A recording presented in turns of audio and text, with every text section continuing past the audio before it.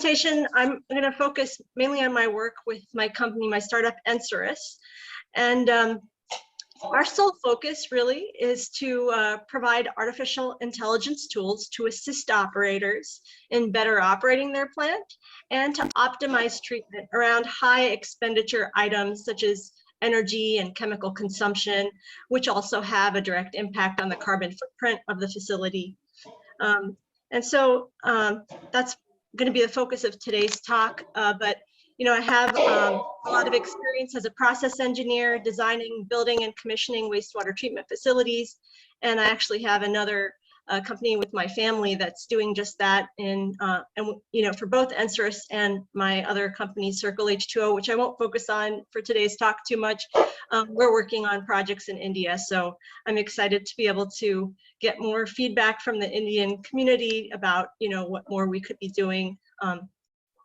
So this is probably everyone in this call is vastly familiar with the fact that we're having a water crisis, and that's only going to get worse in our lifetimes before it gets better. Quality is degrading, and I think even more concerning is the quantity is decreasing actually in the light of climate change, and our populations are increasing. So we've seen through the arc of history that as we've stressed our water resources more, we've had to do more to treat that water. Before Mother Nature would take care of it and we wouldn't have to do anything. Then we finally had urban city centers and we thought, let's take this wastewater out of the urban city centers, but we weren't doing much to treat it.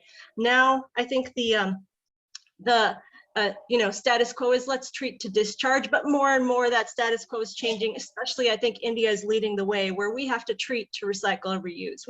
We have to treat to recover the energy in that wastewater. We have to treat to recover nutrients in that wastewater. So wastewater resource recovery is the new norm. In fact, we're now calling these facilities WRRFs, wastewater resource recovery facilities, instead of WTPs, wastewater treatment plants. And the whole shift in mindset has already started with a big momentum.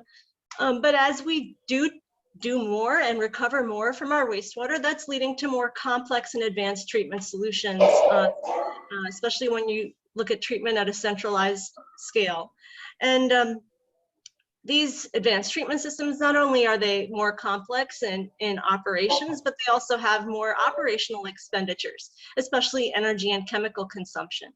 And energy in a lot of places in India is twice or thrice what I pay in Champagne. And so I think that we are seeing that there's a need for reusing wastewater. It's in fact the cheapest source of resource for water reuse. It's much cheaper to recycle wastewater than do desalination. It definitely makes a lot of sense, but it does come with more complex treatment systems. And so, as we move to more advanced treatment systems, we really need to equip the operators with the tools they need to better operate these facilities. I think a lot of times operators, may have not operated a facility like this and may have had limited training before they get into the role of head operator. So how can we sort of digitize our,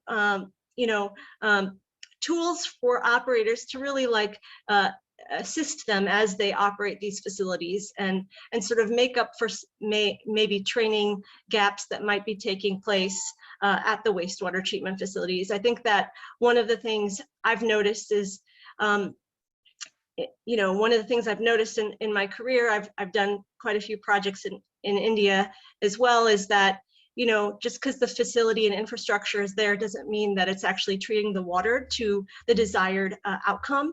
And oftentimes it has to do with operation of the facility. So I feel really excited to be working on a few facilities, and I make sure that I have weekly calls with the plant operators so I can really develop tools that will empower them to better make decisions. And this enabling of digital tools is pretty recent. we weren't able to do as much as we can today for as cost effectively as we can today. So the water and wastewater industry, like many other industries in our world today, is undergoing a digital transformation, drawing on new technologies and connectivity, mobility, automation, and data analytics. And artificial tools can be used to assist operators and optimize plant operations in ways that were previously impossible or cost prohibitive. So our solution offering is what we call the Answers Artificial Intelligence Wastewater Stack, and it consists of 3 layers. The bottom layer is the data itself. That sets the foundation for anything we do. And so, that may be coming from physical sensors. You mentioned IoT meters. It could be coming from the IoT meters. And to be quite honest, it often comes from other sources as well, like daily operator logs, for example. And so we have, it can even come from open source data sources like weather, for example. So we have the bottom layer, which is the layer of data. And we can, we oftentimes get into the plant and actually build out the the sensors for the wastewater treatment facility and the automation system. And it's all, ready to go into the digital platform that we have. Or a facility may already have, PLC, HMI in place and all the relevant information that they need to automate the facility and manage the facility. So then we would just come in on top of that and bring in that data into our data pipeline. The core of what we do is advanced analytics, so using artificial intelligence and machine learning to provide insights to our operators and clients. So that is all happening in the cloud. We bring all the data into a cloud database, and then we run our training and run our algorithms on that data. And then, this is all happening in near real time. So depending on the client, it could be every 5 minutes, it could be 10 minutes, but it's happening in pretty much near real time. And the insights themselves are also going back to the client through a dashboard insights delivery platform, where we provide some useful visualizations, but also some useful actionable insights to the operators. So our AI wastewater stack, it helps plant operators make real-time data-driven decisions and determine the optimal operational set points at the plant to meet treated water quality standards while reducing energy and chemical consumption. And this is just a snapshot of part of one of our dashboards, but we're really in this, this project's a membrane bioreactor project where they're recycling and reusing sewage wastewater. So we have, in that case, these membranes that need weekly or monthly chemical cleaning, and they also need air scouring to keep them from fouling. So we've developed a algorithm to monitor permeability and treated water quality in order to optimize the chemical usage and the air scouring rates that this facility should be deploying on a daily basis to optimize that part of the process, as an example of something that we've done for a client. So, in terms of, we've worked on several projects. We have, one deployment of this AI wastewater stack in India right now, and more scheduled to come online. But we've also done a lot of projects in the US, especially demonstration projects. And I've sort of summarized some of the things that we've worked on. So one thing that we're working on is guidance to operators. And this could be something as just how much sludge you should waste on a daily basis. But I'm finding from interactions with operators at these wastewater facilities that, they're happy to have insights delivered to them like this, like, well, today, should I be wasting more sludge or less sludge? Or, when is my next maintenance for a particular piece of equipment? And is there anything abnormal happening in that particular piece of equipment based on current temperature data that we might be getting? I already mentioned chemical and energy intensive processes, optimizing those at the wastewater treatment plants. We've also worked on a project where we estimate difficult to measure parameters in real time using a soft sensor approach. And that was for the US Army, where we basically took real-time data from low-cost sensors, and we translated that into whether that water was safe to discharge or safe to reuse. And that didn't involve any laboratory analysis, because a lot of the facilities that the US Army was interested in wouldn't have the luxury of having a lab doing daily testing. So we developed a classification algorithm for them based on certain low-cost sensors to be able to determine if that water was safe to reuse or safe to discharge. Predict events of concerns like violation or equipment downtime so that early corrective action can be taken. So these are the types of problems we've worked on, and the entire stack involves bringing this data from sensors, actuators, but also, like I said, operator logbooks, open source data into one common database that's located in the cloud for us to then do analytics and real-time reporting to our clients. And this is just kind of another schematic of where kind of the data sources could come from. They come from lab data, they come from SCADA, they come from the motor, health data, they come from weather, they can come from GIS. And, the kind of insights we would be providing span a range of things from optimal set points, predicted future values, estimated values, classifications, and daily actions.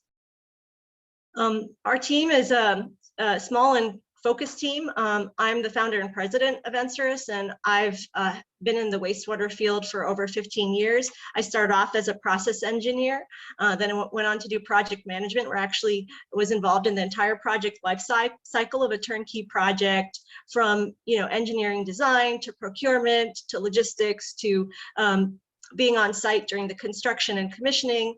And during my time commissioning plants, worked extensively with automation systems, and I continue to do so today, which is kind of what planted the seed in my head for this company, that our automation systems are just sort of sitting there automating our facilities. Well, why don't we use that data for something of higher value in addition to the automation? And then my chief scientist, Professor Love Varshney, he's an associate professor at the University of Illinois at Urbana-Champaign in the electrical and computer engineering department, and his expertise is artificial intelligence, data science, sensor networks, and cloud computing, innovation, and engineering entrepreneurship. And we really do use the cutting edge in the field. With Professor Varshney being on the team, we're making sure that we're really pushing the bounds of what's being done. And in fact, we do a lot of R&D work as well to keep our systems at the cutting edge of what's available in terms of analytical approaches. And that pretty much is my talk, and I'm happy to take the discussion forward or answer any questions that anyone has. Thank you. Yeah, excellent overview, Nina. I'm sure people have questions and they can ask them in the chat or chime in, open up your microphones here. A few questions that I think would be very interesting is, first of all, India. You mentioned you are present there. Maybe you could describe the actual application you have in India and where you are working, and how often you get there, because this team would probably welcome a physical visit. Yes, so right now we have one deployment in a membrane bioreactor in it's 7.5 MLD membrane bioreactor in Nanded city, which is in Gujarat. So it's kind of like this big residential commercial development complex where they do their own sewage treatment. So they're recycling and reusing it for it's non-potable reuse, so for landscape irrigation and things. And so we've been getting data from that facility since last October, and they're already benefiting from the data pipeline that we've built to be able to get real-time insights.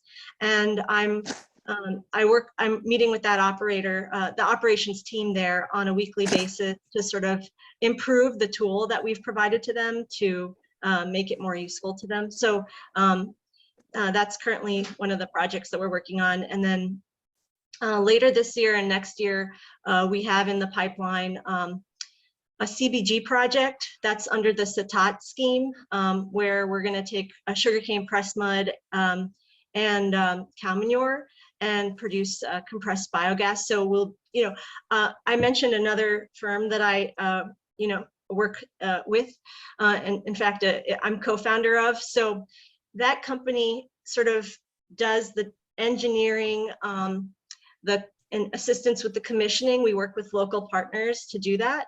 And we bring these projects to the point where they're digital ready. And then Ensurus comes in and provides the analytics as a service platform. So, in terms of this Nanded City project, and I was involved actually in the engineering of it, and you know, selection of the sensors that went into the project, and I mentioned that we have a CBG project that we're in engineering stages of right now, and then also a tannery ZLD project, which we're engineering right now. That's in Bunther. So those are the 3 projects that we're working on. And you know, I'll say the analytics as a service has only been deployed at Nundit City right now, but the plans would be to put it into this project, CBG project, which would be in Merritt, UP, and then eventually in Bunther as well. Yes, well, I'm going to turn it over to Hari in just a moment. I just want to reflect to Nina. What has been so exciting to me is how much India sees the value of investing in smart solutions for water, and how much easier it seems to be able to get things done because of the immediate need, and also because of the distributed systems. I'd like your thoughts on that, if you have any reflections on the India versus US climate, and what you would describe to this audience as, you know, the things that they can promote as a benefit for coming into India. Yeah, I mean, I definitely feel like India is adopting cutting edge wastewater treatment technology. You know, we've not worked on a ZLD project in the US, but in India, it's like required that certain industries implement zero liquid discharge. I do think that one of the challenges is that zero liquid discharge on paper doesn't necessarily always translate to a true zero liquid discharge facility. And so I think that this is where I feel like one of the things we can do is better equip operators with more advanced digital tools. So they can be, it's challenging for anybody to operate advanced wastewater treatment facility, let alone maybe in cases where, there hasn't maybe been appropriate training. So I think this is only one, solution though. I mean, obviously digital tools can only go so far. There's other things that we could be doing. But, in terms of seeing adoption of advanced technology, yeah, I think that India is doing a lot, but, obviously the problem is really great. So there's more that needs to be done. And yeah, in terms of, centralized versus distributed, I think there's a role for both. Obviously, I think a lot of our apartment complexes are looking at, let's recycle, reuse our, wastewater, or a small commercial building, but then also larger scale facilities like Nundit City as a whole, 7.5 MLD is looking at it, and I think there's room for both, types of solutions. And I think digital can really help, not only with the centralized facilities, but with the distributed facilities. I mean, oftentimes you have a distributed facility, does it really make sense to have, one full-time operator sitting there just to push the on and off button? You really want to deploy that operator to where there's problems and make sure the whole fleet of distributed systems is working well. So I think that this, digital approach has a role to play with centralized and distributed infrastructure.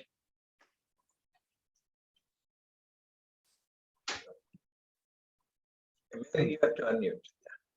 Yeah, I completely agree. And it sounds like you're retrofitting, or you can go in with any of the systems that are in place and use either their sensors or your recommended sensors, and allow for the digital display and actionable insights to be completed. And about how much time would that take? Let's say many of these people have STPs, that are distributed. Probably hooking up a network would be of value, and many are already. But if you came in to do that, what would you say is the time estimate from not having anything be connected?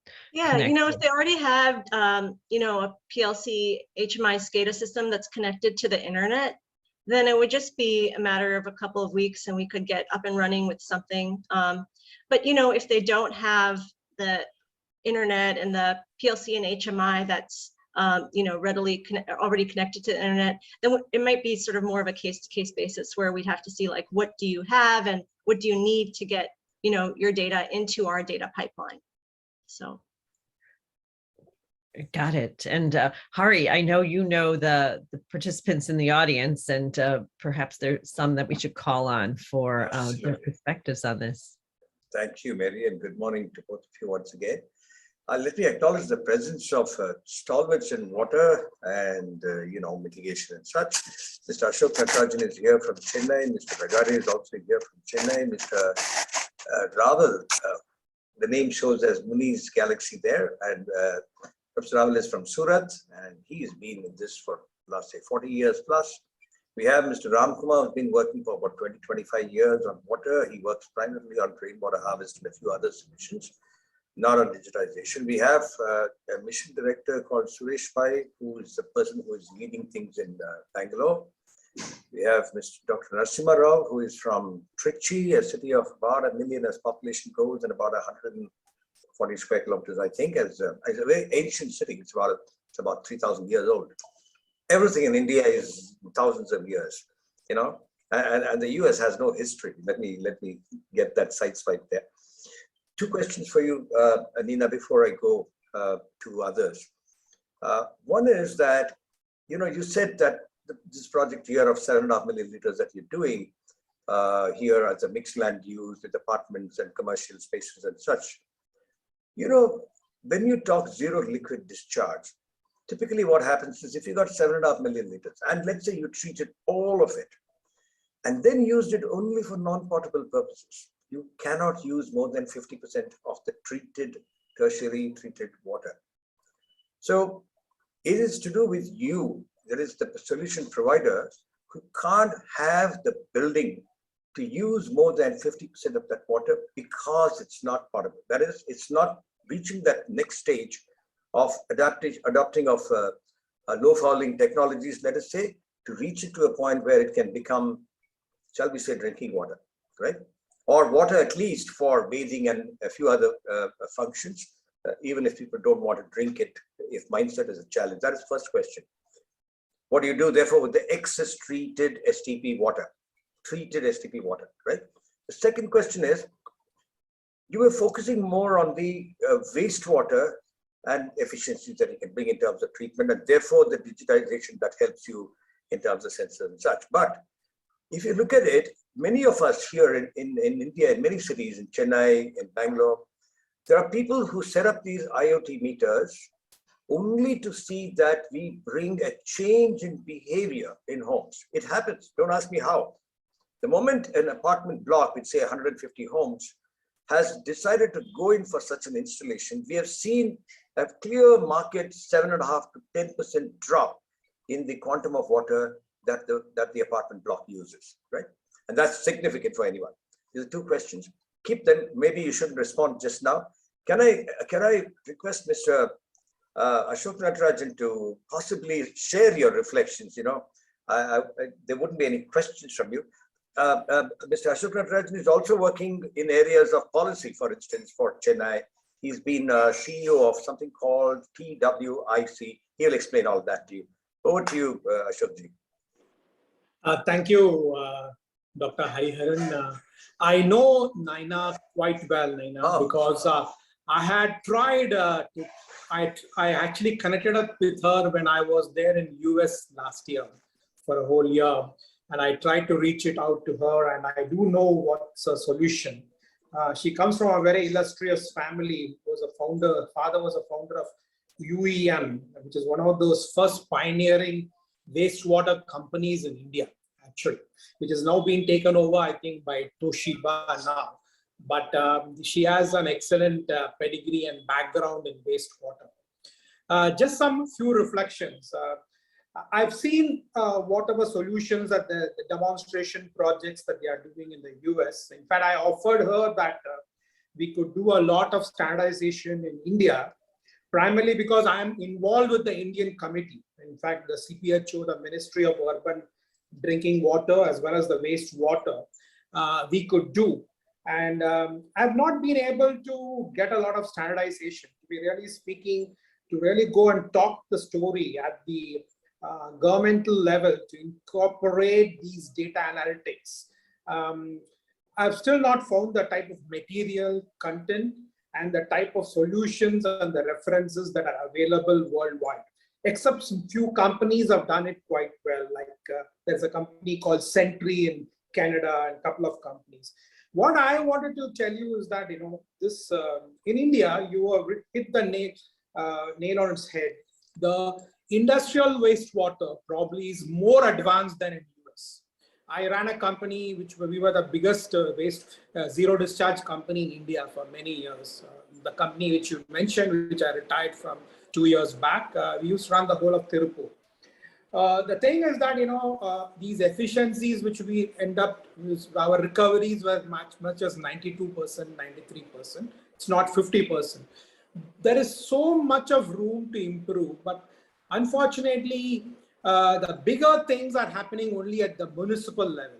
The wastewater today, because of mandatory requirement of NGT, meeting the discharge norms, and the connected analytics towards it. It's all happening in the Namami Ganga, in those big water boards, and Bangalore, Delhi, Bombay, and Chennai. Unfortunately, these people are not able to reach that, even educate the people to understand the standardization that are required. Also to educate them in these smart analytics. That's my only thing. My first thing that I would really request, sir, is that if you really want to look at a market like India, you have to develop your own IoT. The IoT has to be a simple, low-cost IoT, which I would say it should be able to be made use in a number of different applications. She has told me that she has used Tethys UV systems, which is all manufactured partly in India and France. She has done a lot of exercises, but these are all very small demonstration projects. To really go at a scale, my suggestion is, if she's really interested, I can probably take it up. I did try to connect with her a couple of times in the US, but after that, I sort of did not remain in touch. But right now, this is the time, and India is probably embarking on a very, very big wastewater program, which would find all these applications to be very, very useful. So what my reason. I would very much advise that they should have a proper low-cost IoT, which is able to not only, as you said, it should not only cater to a few parameters, but a lot of other parameters too. And today that is the need of the game. If you want to have a differentiation from any of these bigger companies, which all claim that they have all these things, is to have these developed, and your data management or your data analytics and the platform that you have could be your differentiator. But unless you have both these things, you can't be successful in India. At least I could see that. And that's my thing. But she's done a great job. I could see, I've seen her profiles and her company, whatever she does. And I'm quite willing to help you, Naina. If you remember, I've spoken to you in the US about 4 or 5 months. Yes, yeah, we spoke on the phone. Yeah. We are not in hardware manufacturing. I think you mentioned, having an IoT device. We're building a platform, analytics as a service, which connects into existing IoT. In our project, we're using Tethys sensors, but we're using a lot of sensors that a wastewater facility would use to automate the facility. I think you would have used a lot of these sensors too in the ZLD facility, VFD and the data that's coming in from the VFDs, like current, temperature. We have, and we're using, products that wastewater treatment facilities have been using already for their automation. Not just Tethys sensors, but Emerson. We're using YSI. The DO probes are YSI. Emerson is a lot of the other probes, and then we have the analytical probes that are Tethys. So, in terms of creating an IoT device, I see that as kind of a different business that's actually getting into the development of IoT sensors. And when you and I spoke, we had, talked about how your interest, I think, is in the clean water side, maybe distribution and monitoring water quality. And I worked for Moen as their water director, as Mary mentioned, and they're the largest faucet manufacturer in the United States, in North America. And I mean, they have a presence around the world as well, but they're very prominent in the US, where every other household has a Moen fixture. And through that work, I looked at water quality sensors. And real-time water quality, first of all, as you are probably well aware, there's many parameters of interest. So to have like a jack of all trades, low cost IoT sensor that monitors all water quality parameters just doesn't exist today. It's an area of real, R&D. We could get some value, we could get some, and we've actually done analytics to show that we can have value from low cost sensors to say help us determine residual chlorine in the pipe, or get a sense of what the TSS or organics in the pipe is, get an estimate of it. And in fact, there are some sensors out there that are doing that. I wouldn't say that they're low cost yet. I think that that's where there could be some, there is R&D, and I think that's an area where as a company, we've decided not to go into developing of an IoT sensor, but plugging in on top. And so our expertise is really wastewater process engineering and artificial intelligence and machine learning. So once you have a good pipeline of solid data, then what can you actually do with that? And I think, Mr. Hurry, you had mentioned, behavior change with water meters. I actually, I presented at a conference last May, it's published as well, enabling competitions with data. You mentioned that just giving someone data on their household water usage changes their behavior. With Moen, they have a device called Flow by Moen. That's not only a household water meter, but an automatic shutoff. So, I think that behavioral change with IoT data is also, a great area of just personal interest to me. And that's why I kind of wrote this article and made this presentation on this IoT and using it to drive behavior change, not just through the inherent behavior changes we might achieve by looking at our data for the first time in real time, but actually enabling competitions between different households, different communities. And so, I think there's a lot that one can do once you have the data. In terms of analytics, and that's kind of where my niche is and my focus is, not necessarily on building out the hardware, which I think is right now, there's a lot of work that needs to be done, especially when you're talking about water quality. I think for water flow, we have it. There's a lot of companies that are providing pretty reasonable low cost water flow meters. When you come to water quality, I don't see that the cost is down to a really, achievable level yet, but municipalities can probably still use them. There's companies that are selling them here in the United States. Sure. And then we get on top of that data with our analytics services. So that's kind of where our niche is. I think that, and right now we have actually been focused on wastewater plant operators and help enabling them with tools that they can use to better operate their facilities. In terms of the reuse water not being, since it's not potable, it can't be fully used. At least right now in the project we're working on in Nundad City, they're using all of it. I don't know, but they haven't scaled up to 7.5 MLD. So when they do, I hope they can still use all of it. But that was more of a client-driven decision as far as, we came in, they said they wanted an MBR. MBR is only going to get you so far. I think that if you want to get, to drinking water, then obviously you need to go a step further and have like your reverse osmosis system in there, and further disinfection. Not reverse osmosis. That is the challenge. That's why I asked you if there are explorations you or somebody else in the industry there is doing in areas of low foul technology. Low fouling is the challenge. Today we are stuck with this primitive systems of RO, which are so damaging. For every liter, you got 3 liters of whatever. All the solid stories with the RO. So RO is not something we want to encourage at all. Do you want to respond to that other question before I invite a couple of other leaders to speak, which is to do with the excess or surplus treated water, which you don't know what to do with? You, meaning as solution provider, you're not able to offer a solution beyond reuse of it for up to about 60% of that 7.5 million liters, if I were to go back to that example. Yes, so as I mentioned that right now they're able to use all of it, but we're not at 7.5 MLD yet. They haven't scaled up. However, it could be a million, but I'm saying you got 40% of it that you can't put back to use, right? So, because in the building terms doesn't know how to take it back. The treated water, that the client is using, I think that if they wanted to treat it to a further degree, then we could provide further treatment. But we went with what the client was asking, which was an MBR facility.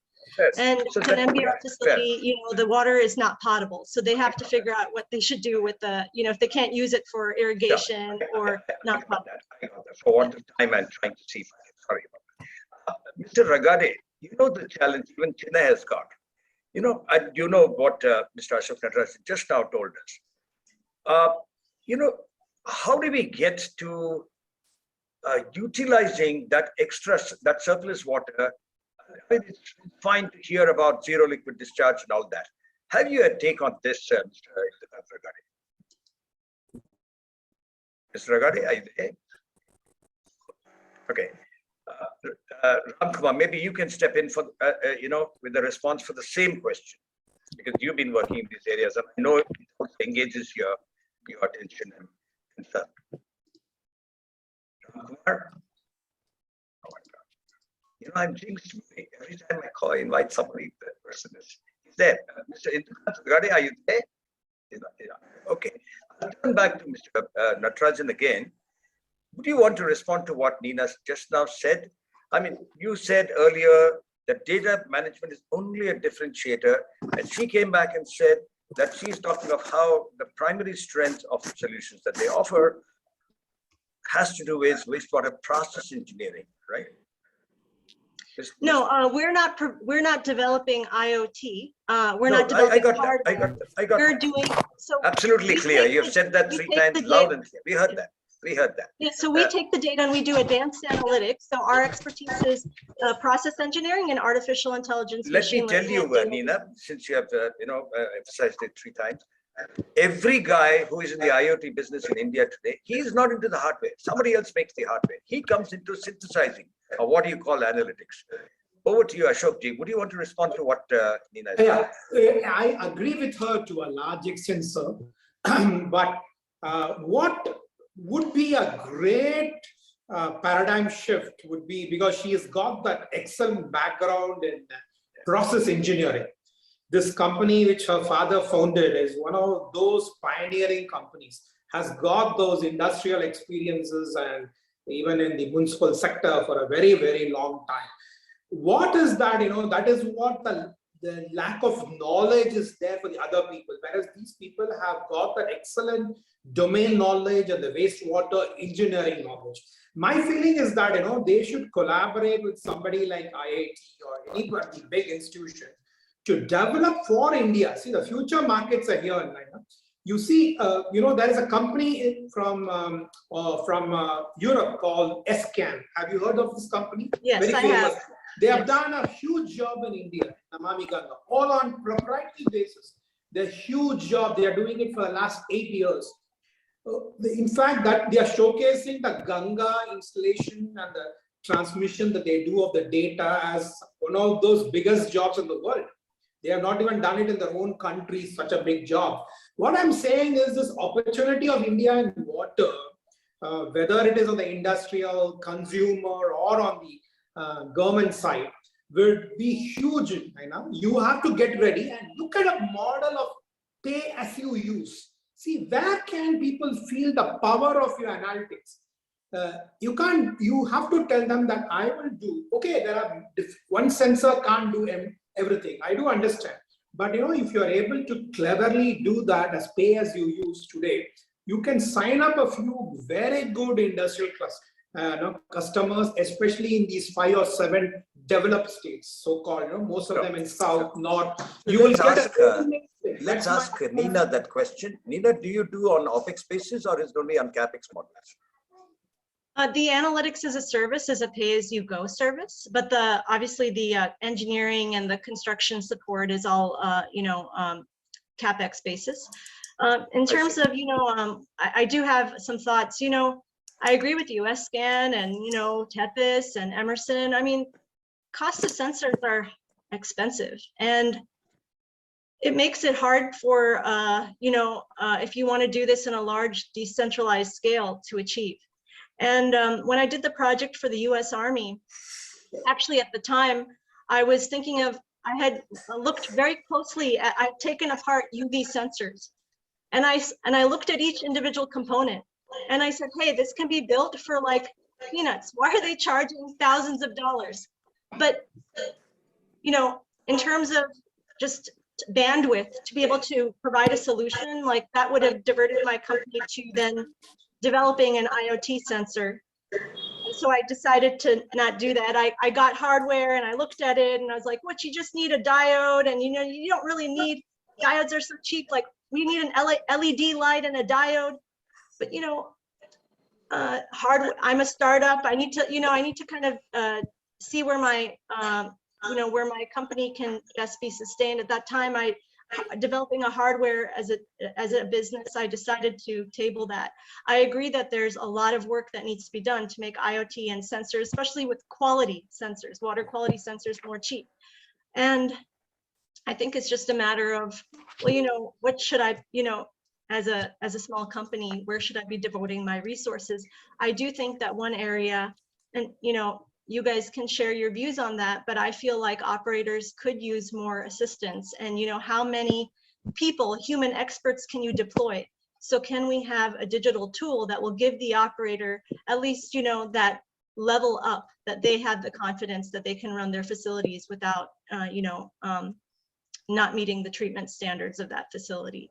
So I mean, that is the area that currently we're focused on. But if there's companies that are making low-cost IoT sensors, I'd be excited to talk to them and see if we can integrate their products into our solutions, because not every client can afford a Tethys UV sensor, to be quite frank. And the smaller you get with the smaller facilities, the less likely it is that you can provide a lot of these sensors. So talking to low-cost IoT companies that are, developing products for the Indian market, I would, and incorporating that into our solution, and I said that we get involved from, the beginning. So we actually specify what sensors should be in the facility, and we try to use low-cost solutions, but there's not that many out there. And the UV sensor solution is just one example, but like if I take apart other solutions, maybe I'll be like, hey, I think this can be done for a lot cheaper. It's just a matter of, diverting my,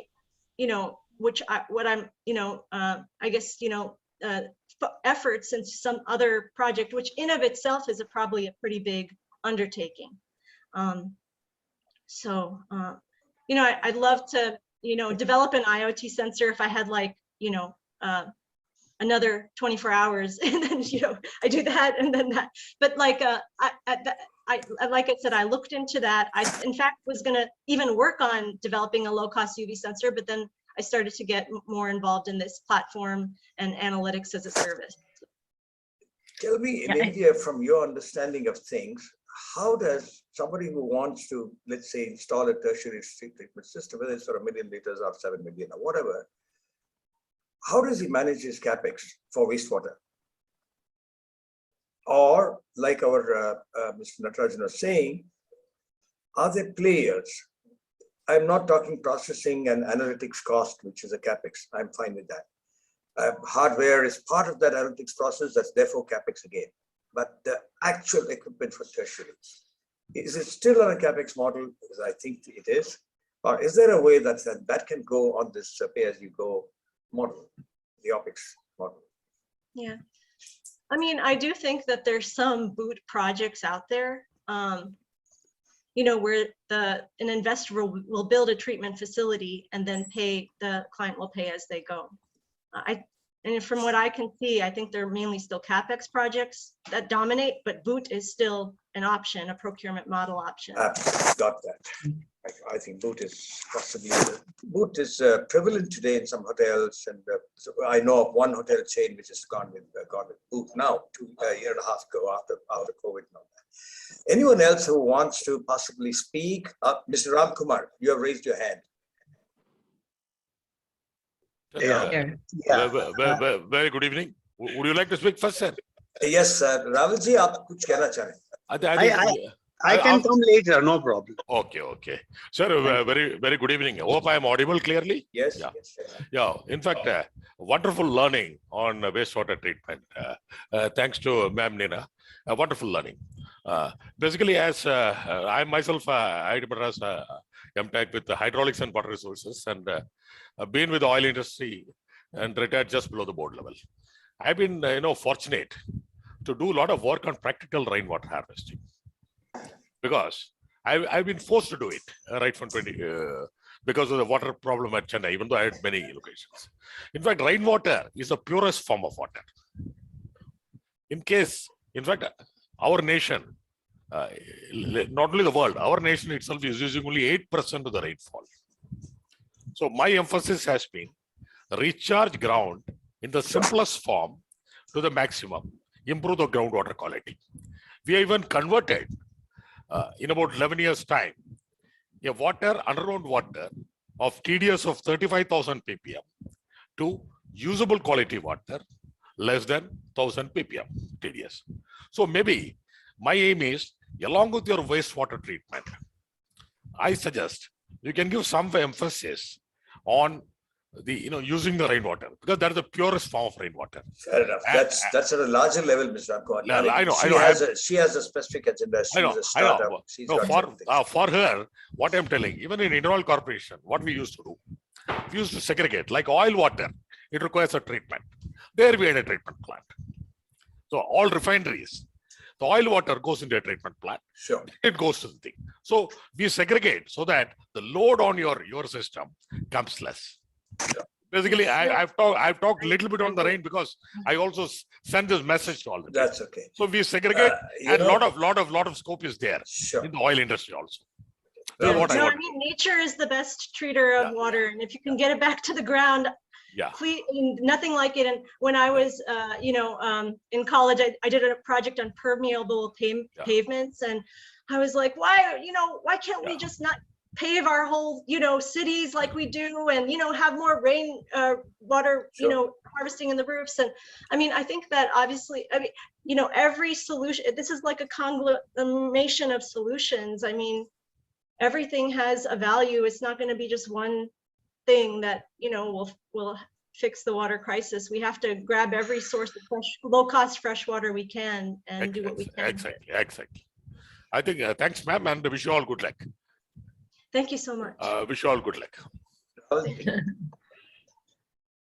Raval, Moniji. What's up? I'm not sure whether my query is relevant to your area of specialization, but reverse osmosis design was adopted from kidney. And kidney is an enzyme activated membrane transfer. Now, if RO membrane, where the cost is a big deterrent, if the enzyme activated filtration can be adopted in our engineering, and then comes the sensor which will identify the enzymes which come into play. Now, anything you can, you have some information on that, because I learned that Burj Khalifa, the most marketed building in the world, has no sewage treatment plant. Their sewage is collected and dumped into the desert. And it happens with all Makkah pilgrimage. The millions of people come and they do the same thing. And one thing I am inclined to differ from you, when you said population increases, fresh water decreases. I'm little inclined to add a different dimension, because everyone speaks on less than 1% global water available.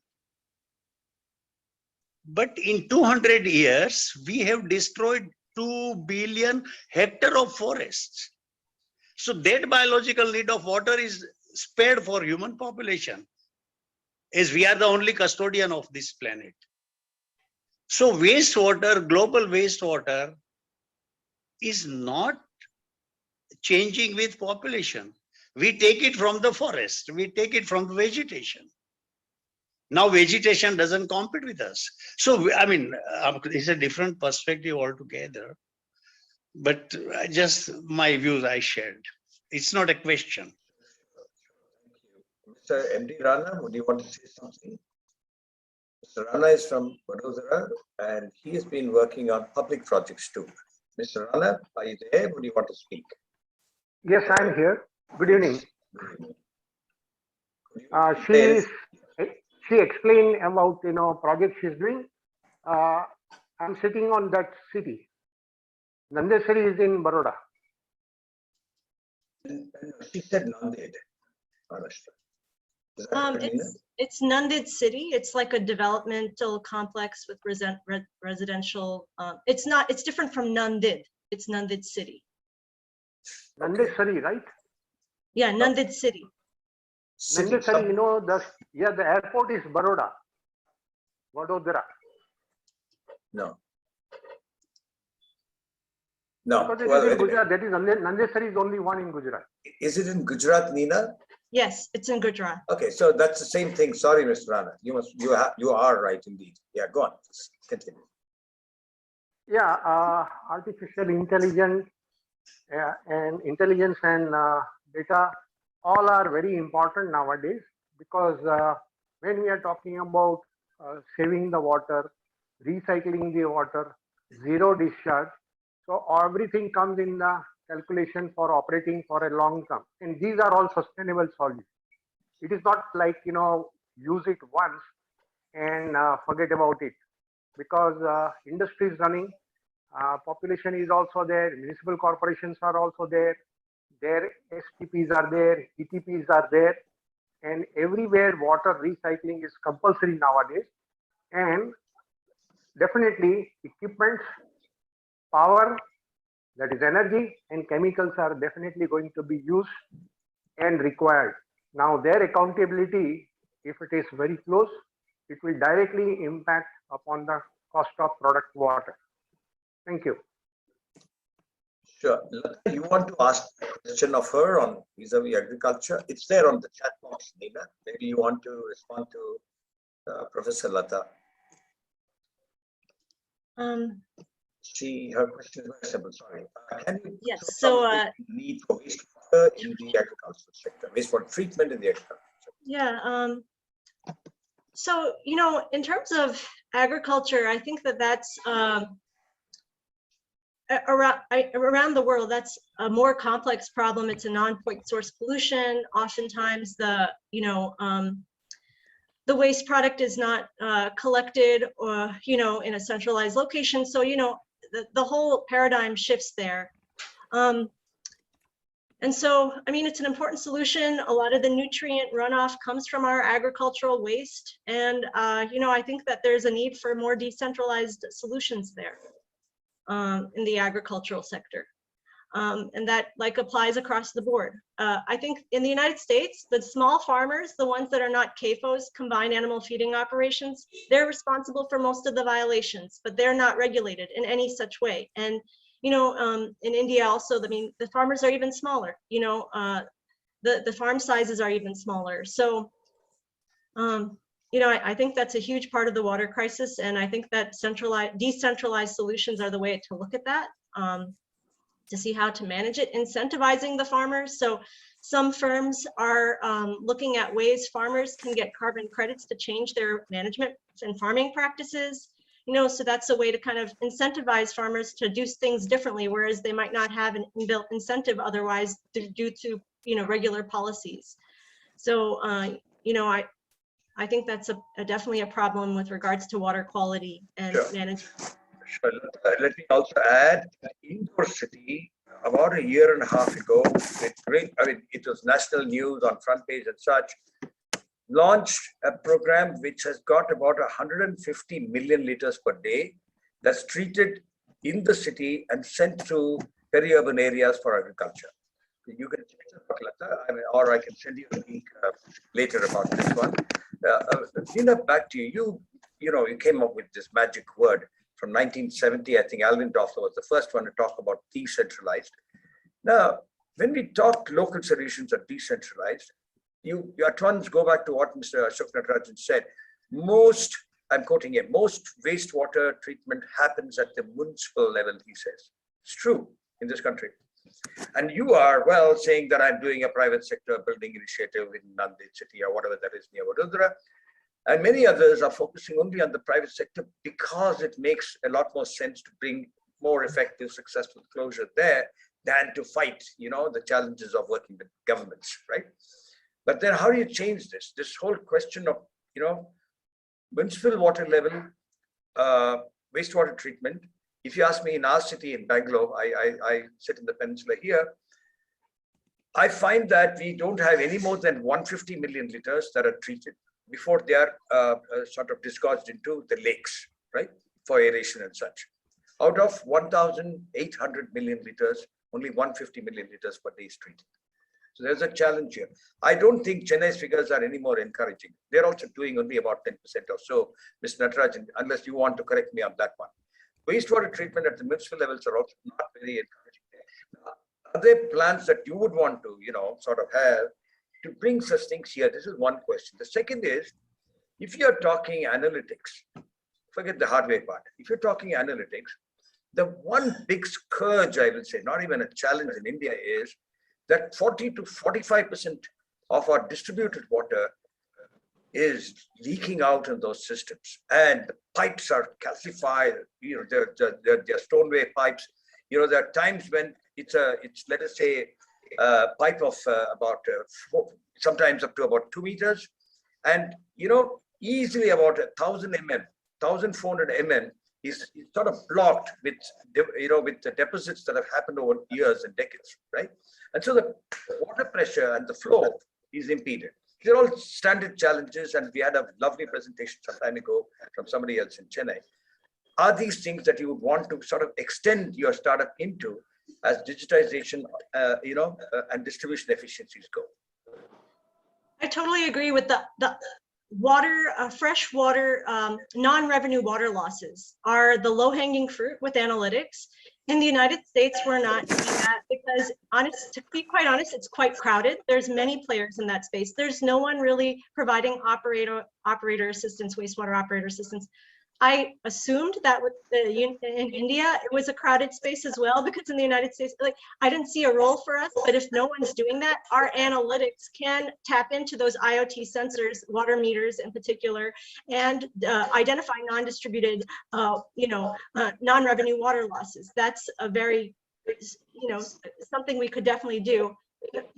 I saw some large contracts go to like Xylem, and things. So I just assume that is a market that's kind of dominated by certain players, and maybe we don't have a role to play there. But in terms of the analytics and developing a platform, I mean, definitely that's it's very much something that we could do. Yeah, I know technology-wise it's possible, but in terms of closure with governments, the challenge is far greater. Mr. Natarajan, you want to add anything on this, since you have been working on NRW and on distribution leakages and inefficiencies? Yeah, thank you, sir. I have been talking to Naina on this aspect. In fact, I sent her the entire guidance note, draft guidance note of India. I said, you play a role. You have such a fantastic background. You incubated your development center in Urbana, and you can join up with any of, and she has got an Indian outfit. So I offered her, that's a very low hanging fruit. And secondly, yes, there is a slight deviation from advanced markets to developing markets like India. You just have to bear in mind, there are no concepts of operator in India. It exists in certain large private companies, but primarily these are DBO, design-based operation, EPC contracts, and we have made a mess of all the water food contracts in India. Everything is folded up. So my thinking, as Dr. Hariharan says very sincerely to you, I can help you in this aspect, is to really look at this model. You have a powerful analytical platform. How is that you can reach it out to the SME, mid-segment, above that, large industries, then the government, as he says, it's a tall order, but you need to work with that in mind. And one of the models which I can very strongly suggest to you is that, see what you need in a BOD, COD, energy, probably your MLSS and your recovery process. And then in the water side, it's just pressure flow, and then residual chlorine, probably. Even if you have these 2 or 3 and do a pay-as-you use model and back it up with some, that will work in India. You have forgotten that, that is what this will really work. And today the specs are being brought for that to accommodate. You see, people are doing just this AWS cloud server and stuff like that without understanding these things. So if you can offer that, you will have a very, very good advantage. I can see that you will pick up. See, you can always tie up with any of these government big contractors. See, if it is Delhi, if it's Bangalore, only a few favorite ones get the big odds. It's still not transparent in India. I have been in this industry for 40 years. Chennai fellow cannot go and get an order in Delhi Jal Board for Okla STP. He can never do it. The barriers are so high. So you can just do customization and give them a lean fee and then keep increasing as their usage improves. And they say, hey, there is so much in the data, so much of analytics in the data. You can do a lot more. And in India, this will also sell in the industrial sector. Today, everybody is cut short of all the budgets. The contractor's motivation is to make money in his civil contracts and stuff like that. Take out the money. He hardly has money for operations, good practices, good predictive maintenance and stuff like that. So you have to motivate him like this. And this is my idea. I can help you in this aspect with the help of Mr. Hariharan, because I am passionate about it. I've been asking many people, come out with an IoT. I will get the Indian sponsorship into it. I'll get somebody from the government of India to look into it, but nobody is coming forward. Everybody is talking in presentations, but I've talked to at least so many companies, not able to come near. Wonderful. He's throwing the gauntlet at you, Nina. Yeah, no, Mr. Natarajan, thank you so much. I don't know if this is a good forum to think about and get back to you, but maybe let me think about it and get back to you, because one thing that I think is the missing piece here then is the IoT, is the sensor itself. And we have analytics where we can even use estimations that are, like we did for the US Army, we can use a surrogate sensor to estimate to some degree of accuracy what that residual chlorine is, or what that, maybe, I don't want to say BOD or COD, because even though no low-cost UV sensor exists yet, even though I think we could build it based on this component parts, but it hasn't been built yet. But I think that's the missing piece, that where would we go for the IoT? I can build the analytics platform. Right. Like I said, if there was if I could have another 24 hours, maybe I could focus on an IoT. There are, and I will say, being here at Urbana-Champaign, I know some professors that are working in India. Maybe now's the time to talk to them about their IoT sensors, and so see where we can go with maybe the professors. I just met a professor that was saying he had a low-cost water sensor, water flow meter he was developing, for the water, non-revenue water losses. So maybe what is maybe going to be helpful is bringing in that group and maybe seeing where we can go, because that's the missing piece, the IoT sensor. Frank and Mary, you are listening to this. I think we need to stitch it together. To those of you who don't know who are hearing Mr. Ashok Natarajan for the first time, he was former CEO of the Tamil Nadu Water Investment Company, TWIC. You can look this up on the website. He's not associated with it anymore, but he has been very actively engaged at policymaking levels in the center and in the state of Tamil Nadu. Mary, you wanted to say something? Yeah, well, I just love all this discussion around sensors, and there is a company that has arisen, actually an analyst firm called Sensilo. Yeah, I put it in the chat. I will try to get Karina Carpenter from Sensilo for one of these next 2 sessions, so people can sort of ask their questions on the sensors and what's available today and the state of these for evaluating. But I also want to acknowledge Nina's role as we look at this this WOW event. I'm usually the one of 2 or 3 women. I think Mamta, Usha, Pallavi, and Latha, nice to see you here, but we need to get more women into the sector. And Nina, I think you were birthed into a family of people involved in this sector, but maybe you could comment on what made you stay. What do you think is key to having more women in this sector? And I think that was sort of Mamta's absolutely question. And I must also add that 3 days from now, on the 8th of March, is the Women's Day, and this is the Women's Month and all that. And Mamta has been saying, I have to find a way of holding some event or the other. Mamta, you must speak. Mamta, are you there? Yes, She I'm is. there. Please. I'm there. I'm listening. We are I'm listening. Yeah. 8th, I think we are having it on 12th. On the That's what 12th. Mr. Suresh Pai No, told no, me. I just said 8th is the Women's Day anyway. I mean, International Women's Day. Yes, Yeah, International Women's Day. yeah. And definitely, as I said, I have already stated that I thought water and women are the lifeline of being. That's a theme. And I would love to have you also. Mary is a great inspiration, and I thought Usha is a very silent inspiration for us, and she's going to speak. Mary, Dr. Bhakti Devi also we should bring, because she is really fond of the Altech Foundation, and I think you don't want to invite Nina Shetty for that meeting? I just said that, no, Oh, Nina. you said I Nina, just not said Mary. that, Nina. Okay. Yeah, I'd be happy to for- join. Wonderful. Yes, Thank you. yeah, and I think that's we must get more women. Actually, there are many women who are working in this line, but we are not able to connect. I'm trying to connect them. I got that. Yeah, sure. That's what I realized. There are a lot of women Sure. working in this line, water line. Mr. Bagare, I'm trying again. I know you've been working for 3 decades plus, done some very pioneering work. Would you want to share some insight with Nina today? No. Either he's not able to listen, or maybe he's not able to talk, or maybe he's not able to unmute. Pallavi, can you help if there is any challenge that he has on unmuting? Rahulji was saying last time that he had a challenge unmuting. Rahulji, sorry. Rahulji, would you want to speak? Would you want to add anything more at this juncture? Yeah, I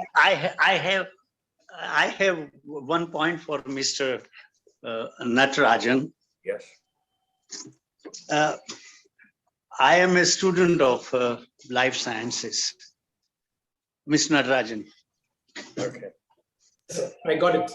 Engineers will have to decouple themselves with BOD, COD while thinking about wastewater. Because the microbes, mainly archaea, not even bacteria, they are strict anaerobes, having a very important role in degradation of the organic matter. Yeah. And oxygen came on the planet only 2 billion years ago, and these microbes have been active since 4 billion years ago. So BOD, COD is dependent to DO breathers, which are chiefly protozoans. Protozoans have no role, and therefore our sludge also. Aerobic sludge is not degraded by protozoa. We'll have to go into the molecular nature any day. Some more time is given to me, I'll speak on that, because protozoa cannot digest acetate. Acetate is a C2 molecule. We'll have to go into the molecular biology of wastewater engineering. Equipments and hardware will come once the principles are properly understood. Very true, sir. It is catching on now. I really appreciate it. There are very few people who understand water chemistry, and I can very well see that it is heavily dominated by so-called civil and structural people who are making a mess of our country. I'm very correct about it. No, not our country, planet. I'm talking at the planet. I think in the developed world, to some extent, whatever you're telling, it's all come into place now. People are looking at smart enzymes to even correct difficult waters. It's possible, sir. You can go to the chemistry route to change it. And if you can, whatever you're saying, that is very true. And unfortunately, all the people who make our decisions here are the government. Sarkar is primarily focused towards building capex, and they are not interested in chemistry of it, how the process itself could be simplified, and they bring in all these terminologies to suit a few things that is happening. So what I'm saying is, I perfectly endorse it, and I look forward to a session from you. But it is overall an exciting session. When I saw her name, I immediately registered. That's why yesterday, Naina, when I found out that she's here, I thought, there should be some connect with her to really understand what is the latest update. Thank you, Mr. Hariharan and Pallavi for this opportunity. And I'm glad that that Ravalji has found in you a person who, sort of resonates with this deep value on the science of water. His problem is that wherever he goes, they think this is a heretic, And, yeah. And so I'll leave it there. What do you, Nina? You see, there's a clear takeaway. Sorry, Ravalji, you wanted to say something? No. A clear takeaway this time. One that, well, I don't know if she'll do it, but she certainly, Nina is beginning to see the potential of working on some of those low-cost flow meters for NRW losses, or for even, sensors and such things that Mr. Natarajan is speaking about. Number one. Second is, I think we must, you and I, Mary, we must try and see if we can get Mr. Natarajan and Nina together. He's been trying, he says. And I know he is a very valuable resource. He can bring certain strategic overarching kinds of frameworks for any such thing that anybody wants to do in India. So that is something between Frank, Mary, and you, me, we must try and see if we can do. Over to you, Mary. That's one single takeaway I can see today. Yeah. Yes, well, as we think of building on everything we accomplished here, one of our goals, Nina, is to make sure that we do advance every technology provider that comes in here, as well as, the knowledge of the folks here. Is there a place or an opportunity that you're looking for in India or a question you have that perhaps this group could answer to accelerate your knowledge and, opportunities in India or the States? Well, I guess one of the premises of the work that I'm doing now is that many of the facilities that are built are not treating water to the designed characteristics or performance. That's the whole, premise of what I'm doing, is to provide operators with the assistance they need to properly operate the infrastructure that is built. And I know there's not enough infrastructure built, and I know that a lot of wastewater goes untreated, but there is also a lot of infrastructure that has been built, and from what I can understand, not all of it is performing properly. So maybe validation of that premise from this group, we didn't really talk much about that, would be interesting to me.